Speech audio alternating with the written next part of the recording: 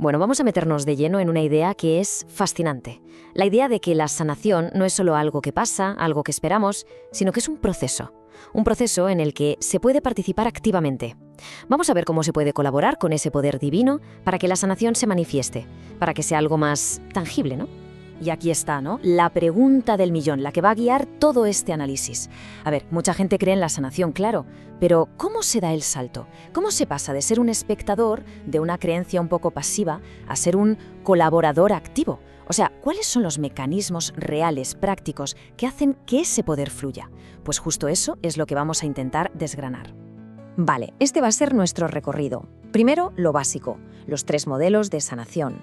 Después pasamos a la acción con una metáfora genial, la de surfear la ola divina. Luego veremos cómo recibir esas palabras de conocimiento. Y terminaremos con la pieza clave, la que lo activa todo, el valor para actuar. Venga, pues vamos a empezar por la base, por los cimientos, porque antes de ponernos a hacer nada, es súper importante entender el marco, el mapa teológico. Es que si vamos a surfear la ola, como decíamos, primero hay que entender un poco cómo funciona el océano. Resulta que hay como 3 vías o canales principales por los que parece fluir la sanación. El primero, el de autoridad. Esto es básicamente un poder que se delega, ¿no? El ejemplo clásico es cuando Jesús envía a sus discípulos. Luego está el modelo del carisma.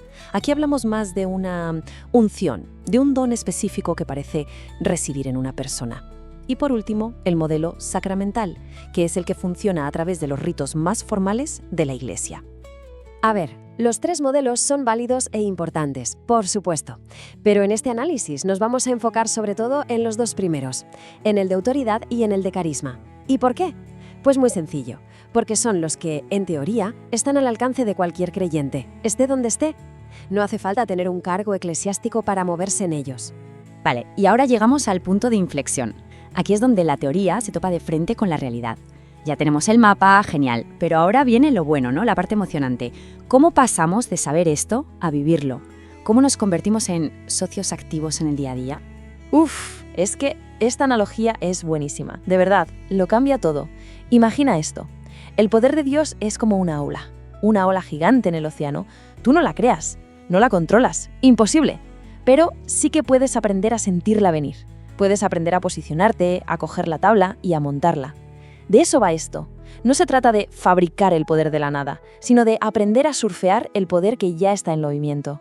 Muy bien, ¿y cómo se hace eso? ¿Cómo se surfea en la práctica? Pues vamos a ver 4 formas, 4 técnicas clave que nos pueden ayudar a percibir qué está pasando y sobre todo a colaborar con ese movimiento. El primer paso puede sonar un poco raro. De hecho, es sorprendente para muchos. Y es tan sencillo como prestar atención al propio cuerpo. A veces la presencia de Dios se manifiesta de formas muy físicas, muy tangibles. Un calor repentino, un hormigueo, esa sensación de peso en las manos. La clave aquí es súper simple. No lo ignores. No pienses, son cosas mías. Reconócelo como lo que es, la ola que se está acercando, una señal para que actúes.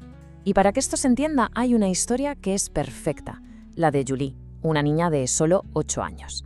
Estaban orando por su tía y le preguntan, Julie, ¿estás recibiendo algo, alguna cosa espiritual? Y ella, con toda su honestidad, dice, no, nada. Pero entonces añade un pequeño detalle que lo cambia absolutamente todo. Dice, bueno, es solo que siento las manos como pesadas. Ahí estaba, esa era la clave.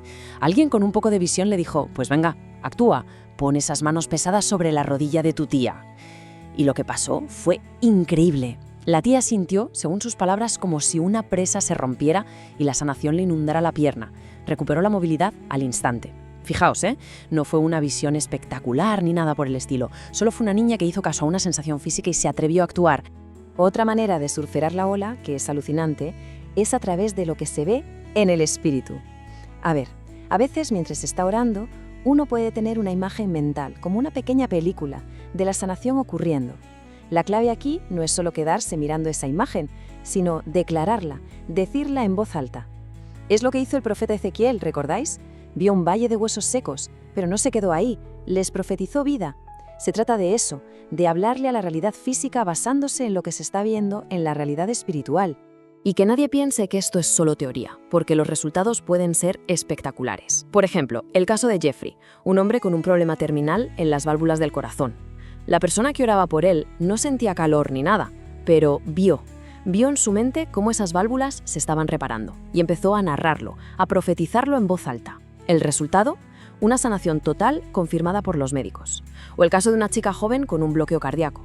Quien oraba por ella vio el bloqueo y en un gesto súper profético hizo como si lo desatascara con las manos. Antes de la cirugía, el bloqueo había desaparecido. Vale, ahora vamos a hablar de una herramienta súper específica, una que el Espíritu Santo puede usar de una forma muy precisa. Se le llama palabra de conocimiento y la analogía que se usa es brutal. Es como un misil buscador de calor para la sanación. ¿Pero qué es eso exactamente? Una palabra de conocimiento. Pues para que nos entendamos, es como recibir una pista divina. No es una sensación general de Dios va a sanar, no. Es un dato súper concreto, un nombre, una dolencia específica, una parte del cuerpo.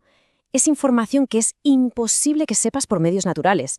Y actúa como un láser, ¿sabes? Apunta justo ahí donde Dios quiere actuar. Y lo curioso es que estas pistas pueden llegar de dos maneras muy distintas. A veces es una búsqueda activa, es decir, la pides, como esa historia de la persona en un autoservicio que pregunta directamente: Espíritu Santo, ¿hay algo aquí que quieras sanar? Y ¡pum!, le viene a la mente la palabra hombro. Pero otras veces es una recepción totalmente pasiva. Estás a lo tuyo, por ejemplo, viendo una película en el cine, y de repente notas un dolor agudísimo en el tobillo. Un dolor que sabes que no es tuyo. Es una señal, una pista de que hay alguien cerca con ese problema. Estas pistas pueden llegarnos por canales diferentes, como si tuviéramos varias antenas. A veces, literalmente, lo ves, una imagen mental, algo muy visual.